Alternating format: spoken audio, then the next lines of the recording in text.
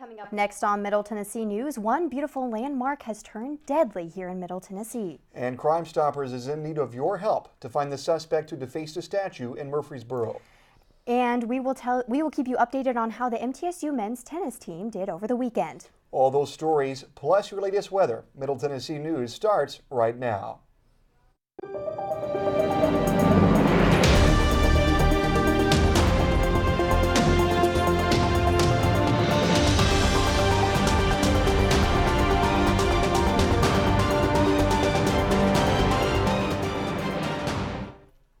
Well, thank you so much for joining us this evening. I'm Lauren Davis. And I'm J.R. Smith. Welcome to Middle Tennessee News.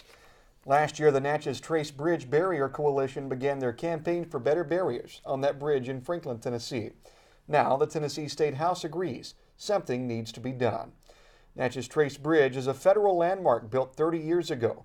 What was once seen as a beautiful monument is now labeled as a dangerous location for suicides.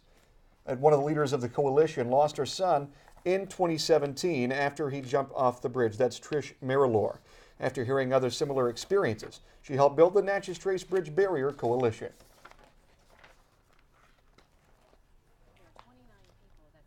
The Tennessee off the Golden Gate Bridge, and they all said, as soon as their feet left the railing, instant regret. The spot for a suicide is a state health crisis. The bill is heading to the state Senate, and if they also agree, it will go to the federal government to get them to take action.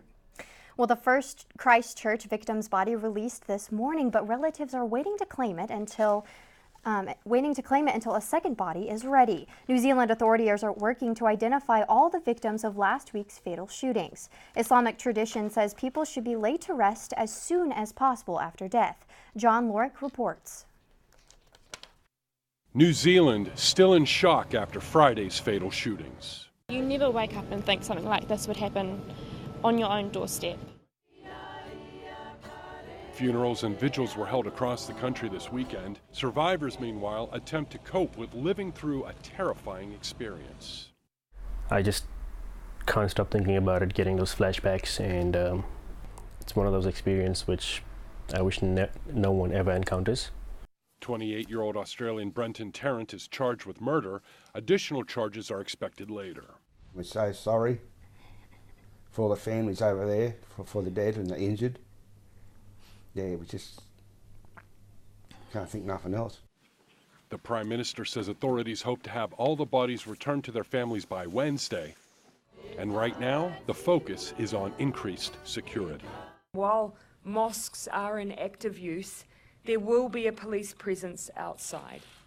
While they are closed, the public will remain in the vicinity. Dozens were also injured in the incident and are hospitalized. Some of them have recovered enough to be released.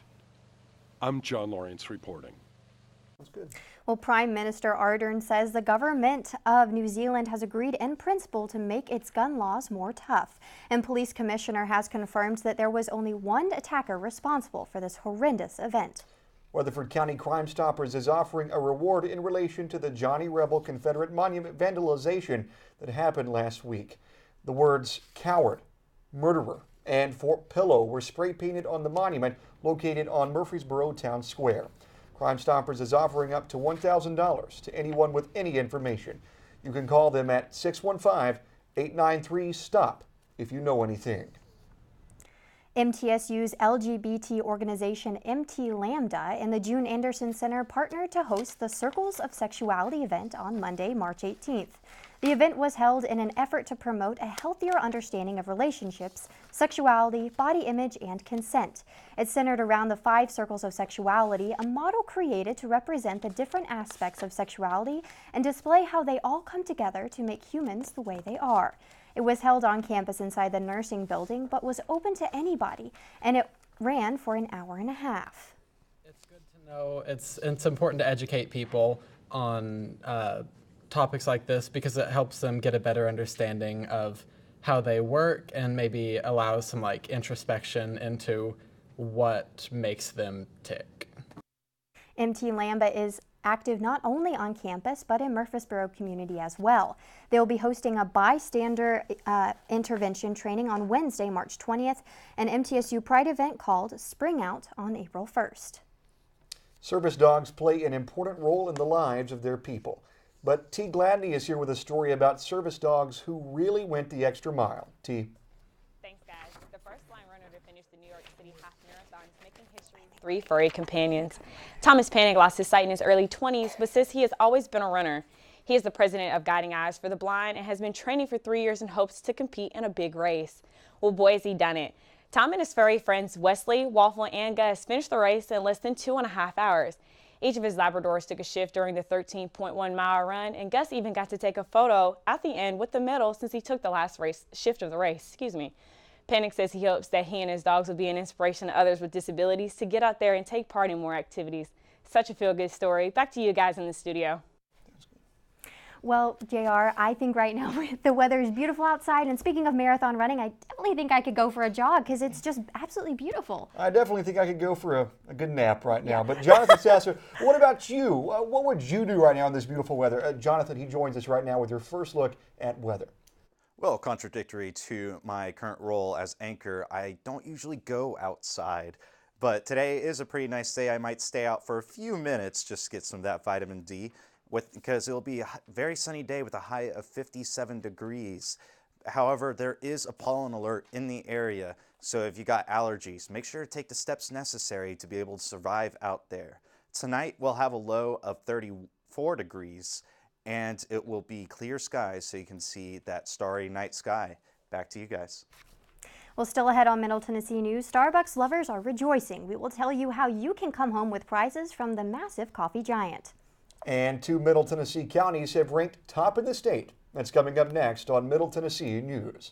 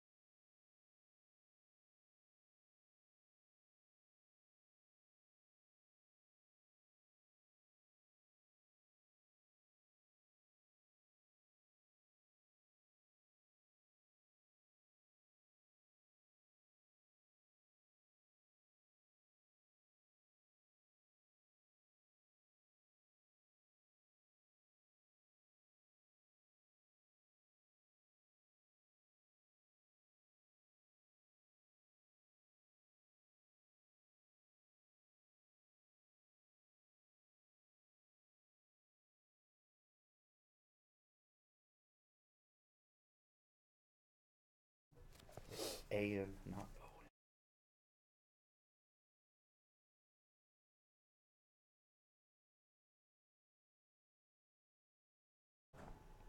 Well, it's always something day, and today is no exception.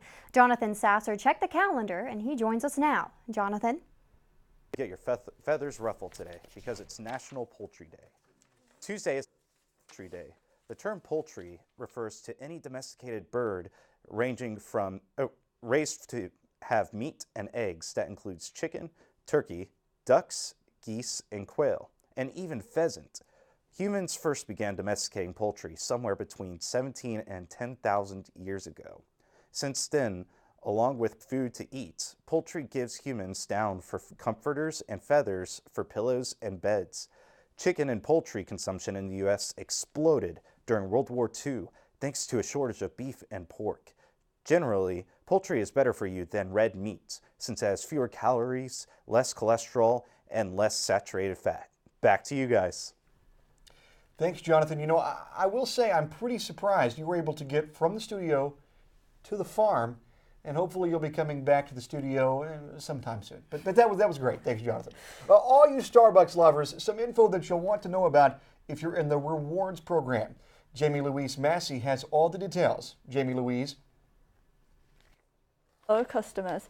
In the past 2 years, memberships have risen more than 25%. Currently, 16 million members are a part of the Starbucks Rewards program. The coffee giant has decided to make changes to its membership scheme. Starting next month, rewards members in the US and Canada can start collecting rewards quicker. They'll also have more choices when redeeming stars.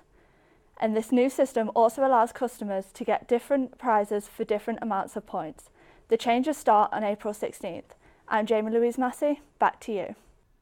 Well, thank you, Jamie Louise. And an interesting twist on voter registrations. Montana Moderman has details. Montana, can you give us the info? Grande wants her fans to take part in the political process. The singer has joined forces with an organization called Headcount, and they are helping concertgoers to get registered to vote. Fans can get registered at one of Grande's shows or text Ariana to 40649. Those too young to vote right now can get a reminder on their 18th birthday. Grande's Sweetener World Tour started Monday in Albany, New York. Headcount has previously partnered with other bands, including the Dave Matthews Band and the Dixie Chicks. Thanks. Back to you. Thanks, Montana. Weatherford and Williamson counties were among the healthiest counties in Tennessee. The Robert Woods Johnson Foundation selected the top 5 healthiest of Tennessee's 95 counties. Leading off the list is Williamson County, followed by Wilson County. Rutherford County comes in at number 3, with Moore County and Sumner County rounding out the top 5. According to Robert Woods Johnson Foundation, these counties are determined by how long people live and how that county's citizens feel while living. Well, we'll keep you more updated on exactly what's going on weather-wise with Jonathan Sasser back in the studio, and that's still ahead on Middle Tennessee News.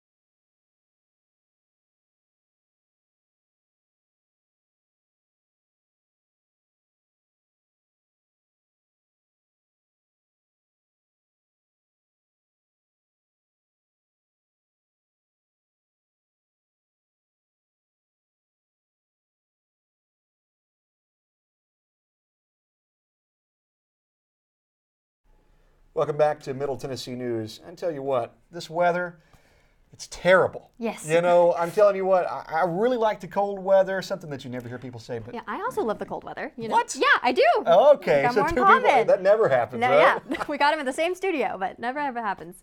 I wonder if somebody else in our little room right now has that in common too. Yeah. Jonathan?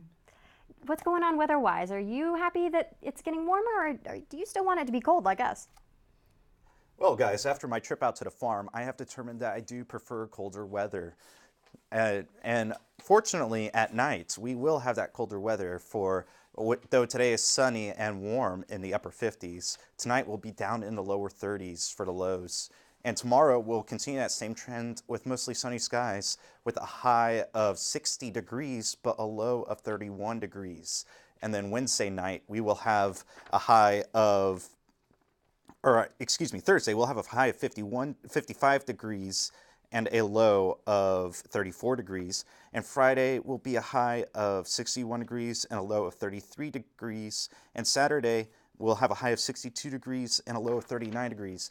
However, Thursday will be our only rainy day with morning showers coming in, though it should peter off until into the afternoon, so we won't have to get wet for long.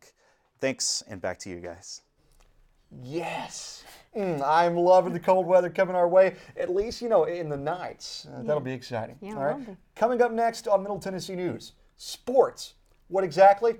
We don't know, but we'll find out right after the break.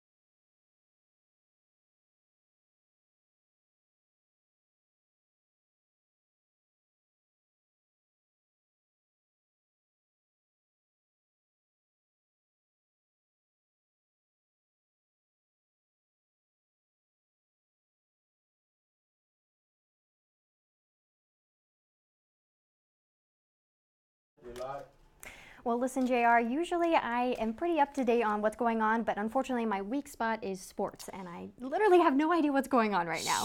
Sports, March Madness, basketball. Okay. I don't know too much either, so we're both in the all same right. loop. But Nathan Vaughn knows a whole lot about sports, and with that, I'm going to toss it right to him. Nathan. That is true. Thank you very much, JR. Well, first off, we're going to kick it around the association of the National Basketball Association. Camden Gathright will now join us live to talk about the matchup last night between the Portland Trail Blazers and the Indiana Pacers. There was a busy night in the NBA last night as 9 teams took the floor, but the most interesting game was saved for last. The Indiana Pacers traveled to Portland to take on the Damian Lillard and the Trail Blazers. The Blazers were playing their first game with their starting guard, C.J. McCollum, as he went down last Saturday with a knee strain. The Pacers started the game off fast as they led by as many as 19 points in the first half. With Portland struggling early without McCollum, Lillard started to take over by the end of the second quarter to give the Blazers a 55-48 lead at halftime. Even a break at halftime couldn't stop Lillard as he continued his hot shooting, ending the game with 30 points and 15 assists. The Blazers would get up by as many as 19 points in the second half, and they never looked back, getting the victory against the Pacers 106-98. That's enough of the NBA. Back to you guys at the desk. Thanks, Cam, very much. Well, speaking about basketball here in Rutherford County, the MTSU women's basketball team are back in the postseason despite falling in the CUSA title game to Rice over the weekend. MT was invited to be a part of the women's NIT and will host its first round game versus IUPUI on Thursday. This is the 16th year in which MT will play in a postseason game, a school record. IUPUI finished 20-11 on the year in the Horizon League, and this is the first meeting between the two teams. MT's best showing in the women's NIT came in 2015 when the Lady Raiders made it to the quarterfinals. The first 200 students who show MTSU ID will get in for free, so make sure to show up and support the Lady Raiders. Well, heading from the hardwood to the hardcore, MT men's tennis had one of the matches of the season over the weekend facing ETSU. The Bucks came to Murfreesboro in the ATC looking for a win, but went home with an L. The 63rd ranked doubles pair Chris Edge and Tom Moonen led the way in doubles, with MT taking the first point of the match. But in singles, ETSU rallied, winning 3 matches to be on match point overall. It came down to Max Rauch, who had a few chances earlier in the season in the clutch, but fell short. But finally, the balls went his way, MT stealing a big win over a great team, 4-3. The Bucks have been a dominant force in the Southern Conference, so this is a big boost to MT's resume trying to get into the NCAA tournament. Next up for MT is VCU in the Commonwealth this Friday before heading to William & Mary on Sunday. And now going from the hard court to the diamond, MT softball, they had a 3-game series over the weekend in San Antonio versus UTSA. For the Saturday doubleheader, it was 2 heartbreakers, MT losing both games by a combined 2 runs. But finally on Sunday, the Raiders came through with a big 11-9 win in extra innings. Lexi Cushing with her second homer of the day in that game, and then Kirsten Kuchia followed it up with another solo shot to seal the win. Karina Dodd picks up her win on the mound, her 8th of the season, and MT improves to 15-14 on the year. The Lady Raiders face Maine this Thursday before hosting FIU in a big 3-game series conference. The first recruiting class for the MTSU women's tennis team is in, and it is stacked. First-year head coach Tayo Bailey-Duval inked 4 new Blue Raiders to replace departing veteran leaders from this year's team and for the future. Muskan Gupta from India is a 3-time Sports Person of the Year in tennis, while Noelle Morrow is a 2-time state champion from Florida high school powerhouse American Heritage.